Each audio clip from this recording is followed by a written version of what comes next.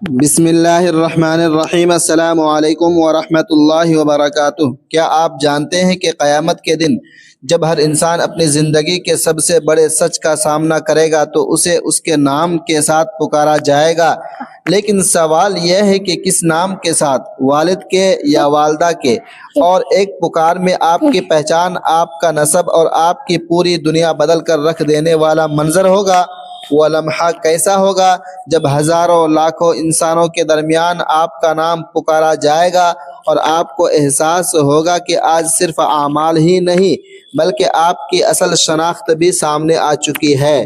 رک جائیے، کیونکہ اس کے پیچھے ایک ایسی حقیقت ہے جسے جان کر آپ اپنی زندگی کا انداز بدل سکتے ہیں۔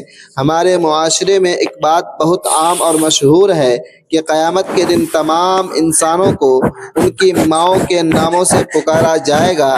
بہت سے لوگ یہ بات پورے یقین کے ساتھ بیان کرتے ہیں اور آگے بھی پہنچاتے ہیں، لیکن کیا واقعی ایسا ہی ہے؟ کیا قرآن و حدیث میں اس بات کا واضح ثبوت موجود ہے؟ کیا تمام انسانوں کو ماؤں کے ناموں سے پکارا جائے گا یا والدوں کے نام سے؟ اور اگر ایسا ہے تو پھر حضرت عیسیٰ علیہ السلام کے معاملے میں کیا ہوگا؟ آخر اس مشہور عقیدے کی حقیقت کیا ہے اور اس بارے میں اسلام کی اصل تعلیمات ہمیں کیا بتاتی ہیں؟ آئیے قرآن و سنت کی روشنی میں اس اہم سوال کا جواب جانتے ہیں۔ بسم اللہ الرحمن الرحیم۔ السلام علیکم ورحمۃ اللہ وبرکاتہ۔ آخر انسان ہے کیا؟ انسان کی حقیقت کیا ہے اور اس کی تخلیق کا مقصد کیا ہے؟ یہ وہ سوال ہے جو صرف فلسفہ نہیں بلکہ ہر دل میں کبھی نہ کبھی ضرور اٹھتا ہے۔ انسان مٹی سے بنایا گیا ایک ایسا وجود ہے جس میں اللہ تعالیٰ نے روح پھونکی، عقل عطا کی، شعور دیا، احساس دیا اور اسے اشرف المخلوقات کا درجہ عطا فرمایا۔ قرآن مجید میں اللہ تعالیٰ ارشاد فرماتے ہیں کہ انسان کو بہترین ساخت پر پیدا کیا گیا، یعنی انسان نہ صرف جسمانی طور پر ایک مکمل مخلوق ہے بلکہ اس کے اندر سوچنے، سمجھنے، فیصلہ کرنے اور اچھے برے میں فرق کرنے کی صلاحیت بھی رکھی گئی ہے۔ انسان کی تخلیق کا مقصد صرف دنیا میں کھانا پینا یا عیش و آرام حاصل کرنا نہیں بلکہ اللہ تعالیٰ کی عبادت اور اس کے حکم کی پیروی ہے۔ انسان کو اس دنیا میں ایک امتحان کے طور پر بھیجا گیا جہاں اس کے ہر عمل کا حساب ہوگا۔ یہی وجہ ہے کہ انسان کو عقل دی گئی تاکہ وہ حق کو پہچان سکے اور دل دیا گیا تاکہ وہ حق کو محسوس کر سکے۔ اللہ تعالیٰ نے انسان کو مختلف مراحلوں سے گزر کر پیدا فرمایا۔ پہلے وہ مٹی تھا، پھر نطفہ، پھر خون کا لوتھڑا، پھر گوشت کا ٹکڑا اور پھر ایک مکمل انسان کی صورت اختیار کر گیا۔ یہ سب مراحل اس بات کی دلیل ہے کہ انسان کوئی اتفاقی مخلوق نہیں بلکہ ایک حکمت اور منصوبے کے تحت پیدا کیا گیا وجود ہے۔ اب آتے ہیں نام کی اہمیت کی طرف۔ انسان کی پہچان اس کے نام سے ہوتی ہے۔ نام صرف ایک لفظ نہیں بلکہ شناخت، عزت اور شخصیت کی علامت ہوتا ہے۔ اسلام نے نام رکھنے کو بھی اہمیت دی ہے۔ نبی کریم صلی اللہ علیہ وسلم نے فرمایا کہ تم قیامت کے دن اپنے ناموں اور اپنے والد کے ناموں کے ساتھ پکارے جاؤ گے، لہٰذا اپنے نام اچھے رکھا کرو۔ سنن ابی داؤد حدیث نمبر 4948، روایت ابو درداء رضی اللہ عنہ سے، سند جید۔ اس حدیث میں واضح ہوتا ہے کہ نام صرف دنیا کی پہچان نہیں بلکہ آخرت کی بھی پہچان ہے۔ اچھا نام انسان کے لیے باعث برکت ہوتا ہے اور برے یا بے معنی نام سے بچنے کی تلقین کی گئی ہے۔ اس لیے اسلام میں ایسے نام رکھنے کی ترغیب دی گئی جو نیکی، بندگی اور اچھے معانی رکھتے ہوں۔ اب اگر ہم والد کے مقام کی بات کریں تو والد ایک سایہ دار درخت کی مانند ہوتا ہے جو اپنی اولاد کے لیے دن رات محنت کرتا ہے، تھکن برداشت کرتا ہے اور اپنے بچوں کے لیے رزق کا بندوبست کرتا ہے۔ والد کا مقام اسلام میں بہت بلند ہے۔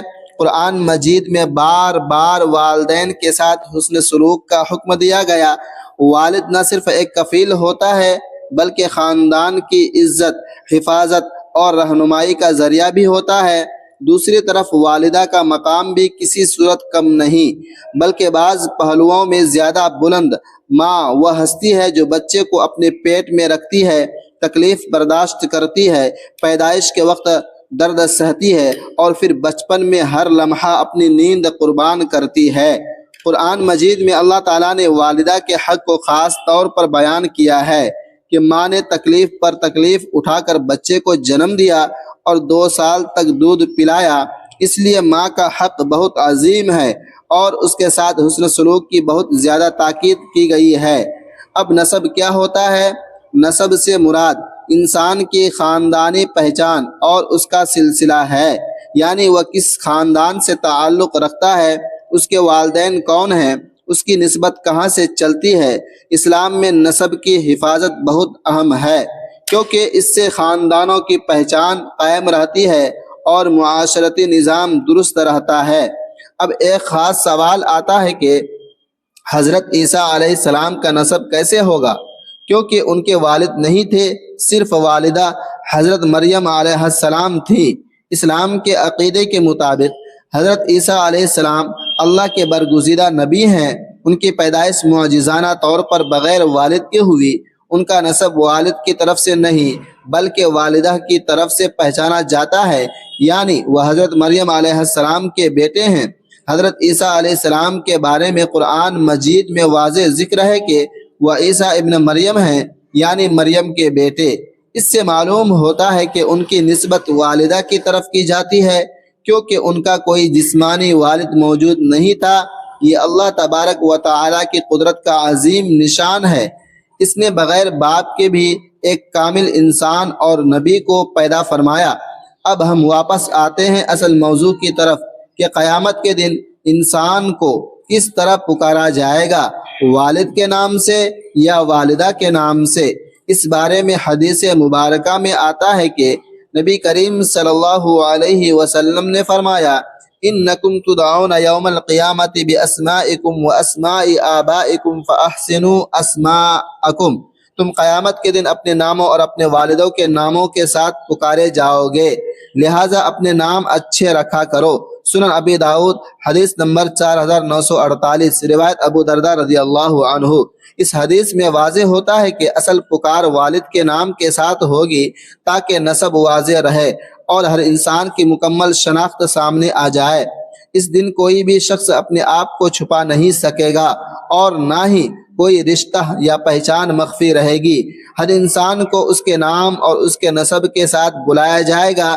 البتہ حضرت عیسیٰ علیہ السلام کے معاملے میں کیونکہ ان کا والد نہیں تھا اس لیے ان کی نسبت والدہ کی طرف ہوگی اور انہیں عیسیٰ ابن مریم کے نام سے پکارا جائے گا۔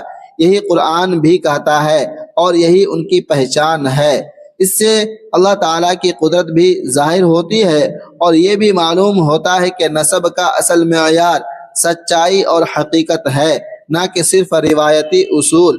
حضرت عیسیٰ علیہ السلام کی ولادت اللہ تعالیٰ کی عظیم قدرت اور بے مثال شان کا ایک روشن معجزہ ہے۔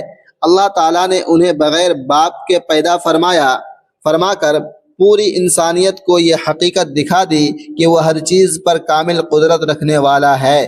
جس رب نے حضرت آدم علیہ السلام کو بغیر ماں اور باپ کے پیدا فرمایا، وہی رب حضرت عیسیٰ علیہ السلام کو بغیر باپ کے پیدا کرنے پر بھی قادر ہے۔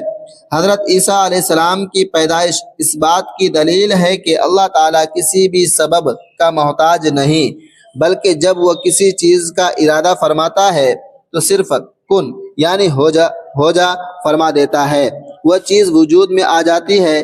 اس معجزے کے ذریعے اللہ تعالیٰ نے اپنی قدرت عظمت اور ربوبیت کا ایسا نشان ظاہر فرمایا جو قیامت تک لوگوں کے لیے ایمان اور عبرت کا ذریعہ بنے رہے گا۔ پیارے ناظرین، خلاصہ کلام یہ ہے کہ ہمارے معاشرے میں ایک بات بہت مشہور ہے کہ قیامت کے دن انسانوں کو ان کی ماؤں کے ناموں سے پکارا جائے گا اور بہت سے لوگ اسے بغیر تحقیق کے درست سمجھتے ہیں۔